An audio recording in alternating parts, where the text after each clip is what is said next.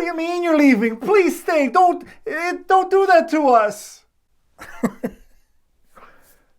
In this video, we're going to talk about what to actually do when a top performer is leaving your company.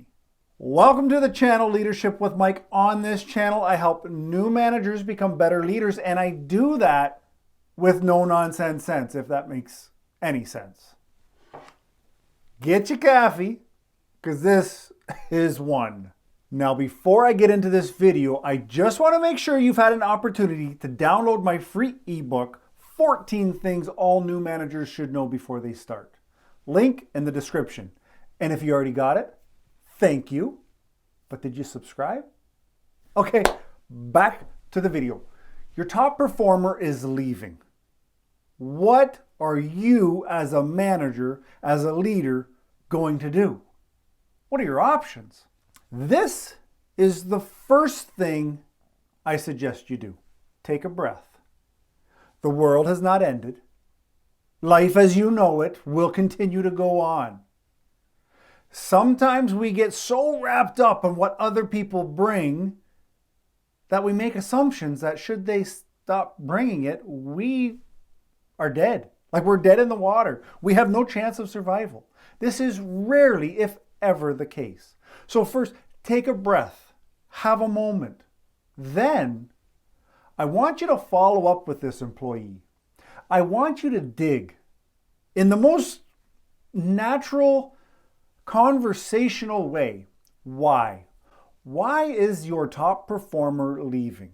Does it have to do with you? Is there anything that you've done?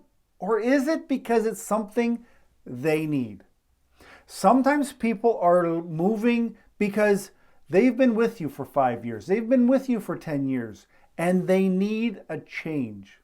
If we as people are not growing, we're dying. Not my quote, but it's a good one. Think about it. You may have given all the opportunities that you can to this top performer, and they need more. And it's not that you have to provide it. It's they need more. They need a change of environment. They need a new challenge. They need a completely different career. They may need to be at home. There is a plethora of reasons that people might leave your company. And it's okay. But what you want to do is you want to get to the bottom of it. Try to understand the why. Next, I want you to go to the bathroom, go look in the mirror, and ask yourself, what did you do? Sometimes as leaders, we actually push our top performers away. We don't let them thrive. Perhaps we hold them down. We don't take their ideas. We don't implement their feedback. Listen, not everything everybody says is like, oh, this is great. But at the same time, it's not all garbage. So as leaders, as managers, we have to make sure that we're listening to our top performers, our staff, our frontline workers. Is there feedback that they've been trying to give us that we've just been too busy to hear? Or we don't want to hear it? Again, this isn't that you have done something, but I want you to make sure you're looking in the mirror, you're looking at yourself, you're looking at your organization. Is there something that you've done or you haven't done that you could improve on? This can also come from your conversation with this employee. What did you do wrong? Oh, don't ask it like that. Listen, we're not high school sweethearts, and I'm begging you, please don't break my heart. But let's get an understanding. Did we do something? Is there something that we can provide the next guy, the next gal? Quick moment here. Today's video is brought to you by my course, Delegation 101, helping you get more done in less time. If delegation is something you might be a little bit weak on, or you have questions about, link in the description, join my course, allow me to clarify this scary idea of delegating work. Here's the next thing you need to understand when a top performer leaves. This happens. People come and go. You cannot control what people want and where they want to go. And you also need to understand that sometimes, and this has worked best in my life, the less I fight for something, the better the chance of a good thing happening. Let me give you an example. At the airport, I fought tooth and nail to become a manager. Not a leader, because we know the title doesn't mean anything. But I fought tooth and nail to become a manager. I got denied 7 times. Tell me that's not a fight. But on my 8th time, yes, I got it. And I had a 6-month probation, and I enjoyed every minute of it. Except what I didn't realize is the effect that that would have on my home life, my personal time.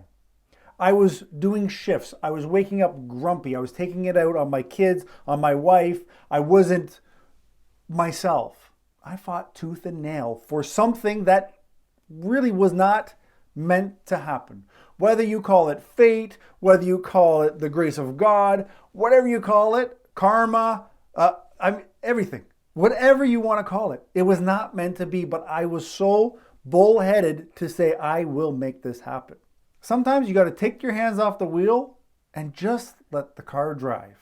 So don't worry so much about somebody leaving, because what you don't know is who's going to come in to fill that gap. This could be a great opportunity. Sometimes with top performers, we cater to them. We don't change things because they don't want it changed, and we don't want to upset our top performer. This could be a great opportunity to restructure. This could be a great opportunity to move somebody up that you know has the oomph to get things done. So don't look at it as a negative. This really could be a positive. This is what you're not going to do. We don't want to be bribing people. Now, the number one way to bribe somebody is, well, what was the offer? Did they offer you, if they offered more than I'm paying, well, let me top you up. I'll pay you that. You would think, all things being equal, they're going to stay. But they're not.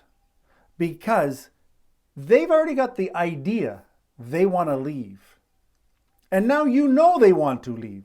So if you pay them more, typically they're going to think, well, this son of a gun could have been paying me this much for the last 3 years. So even though you may offer them more, you've now shown that you've undervalued them for the previous work they've done. The other thing is, they have it in their mind that they want to leave. They're probably going to leave. So you're now paying them more to allow them to look for a better opportunity. In my mind, once somebody is ready to leave, and it's not something that I've done in the sense that, as a company, they didn't like how this was happening, and they're right, and it's something that we can change internally, that stuff is definitely on the table. But if it's, well, I got more money and I want more money from you, if you didn't offer it to begin with, it seems messy to me. While we're in this video, I really need to thank Nina Ross. She has a fantastic YouTube channel, Business Operations, Management, and HR. I'm pretty sure you're interested in that if you're watching this. So link in the description, go over there, give her a subscribe, tell her Mike sent you. Because this idea was all hers. She sent it to me. It didn't really fit with her content, but she's like, I know a guy. I know a guy that can put this out straight. You know who that guy is? This guy. Okay, let's get back to the content. This is a very strong don't do. When your top performer leaves, when anybody leaves your company, don't stalk them. Don't creep their Facebook. Don't creep their Instagram. Don't judge and don't try to see what they're doing and compare and be like, oh, well, they had it way better over here. Oh, I hope they're happy. Karma got them. Don't. We're professionals. We're leaders. We need to understand that people make their own decisions. They are not making decisions for you. They are not coming into work because they want to hang out with you. They're coming into work because they have drive for a certain thing. Money, your schedule, the benefits, the challenge of the job. None of this is personal to you. So By them leaving you, there is nothing good that's going to happen from stalking them. Let them move on. Better yet, you move on. Like I said, there is so many good things that can happen by somebody moving on. You ever notice if you clean out your garage or you clean out your closet and you just get rid of stuff you don't need, you don't use, you don't wear, you have room for new things to come in. You have room to appreciate the things you already have. This is the same for your staff, for your position, your title. When you let somebody leave, and I mean, not really like you had a choice, but when somebody leaves, you have room now to focus on other staff, to give them the opportunities. You have room to bring in new staff with maybe a better skill set. So listen, it's not a negative. It may hurt, and it may feel like everything is going to, but it's not. Take it as an opportunity. If you enjoyed this video, get your coffee, and I'm going to see you in the next one. Ciao.